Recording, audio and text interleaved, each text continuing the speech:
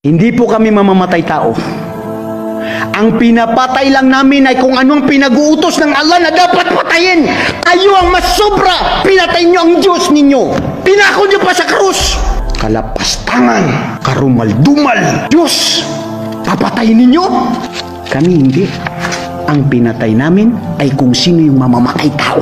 Sino yung makasalanan? Sino yung walang utang na loob? Pero kayo ang may malasakit sa inyong pinapatay ninyo. Wali'audubillah. So tayo, mga kapatid, sa Islam, ano man ang sabihin nila, tayo ay tigib na naniniwala na ang Allah ang poprotekta sa ating relihiyon. Ang ating Quran ay poprotektahan niya. Kayo na mga kamusliman, makitungo din tayo ng mabuti. Wallahi, I'm telling this to myself. I'm not just saying this because I am boasting myself. I am perfect. I'm the one doing this. No, abadan. I'm also like you. I commit sins, mistakes. But we have to be a model one. We have to be a practicing Muslim. If Islam cannot sin within us, where they can see Islam? Sige nga.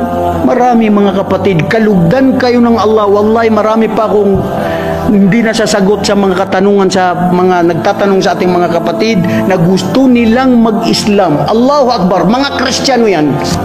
Iba't ibang lugar. Mayroon sa Germany, sa Rome, sa Japan, gusto mag-Muslim. Sabi ko, bakit gusto mag-Muslim? Dahil sa mga video ng Islam.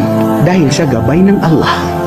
Innaka la tahdi man ahbabta walakin Allah yahdi may yasha. Hindi mo siyang pwedeng magabayan, ngunit ang Allah magbibigay ng gabay. O Muhammad!